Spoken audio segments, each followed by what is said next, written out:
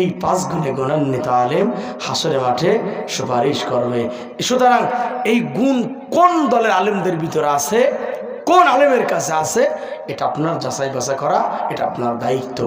ওই নিকৃষ্ট দুটি দল সুপারিশ পাবে না। 1 নম্বরে যারা আল্লাহর সাথে শিরিক করে মুশরিক, 2 নম্বরে যারা কুফরি করে কাফের। এই 2 দল হাসরের মাঠে সুপারিশ থেকে তারা বঞ্চিত হয়ে যাবে। সুতরাং মুশরিক কারা? বেশিরভাগ মুশরিক মাজারে ঘুরে বেড়ায়, বন্ডফিরদের কাছে পাওয়া যায়। আর কুফরি রাষ্ট্র ক্ষমতায় যারা যায়, আল্লাহর আইন বাদ দিয়ে মানুষের আইন দিয়ে যারা রাষ্ট্র চালায়, তারা কাফের। তারা কি? সুতরাং এই ধরনের কাফের কারা এটা আপনারা জানেন, আপনারা চেনেনও তাদেরকে। সুতরাং যদি তাদের দলে থেকে থাকেন বেরিয়ে আসুন। শিরিক করে কারা? তাদের দলে থেকে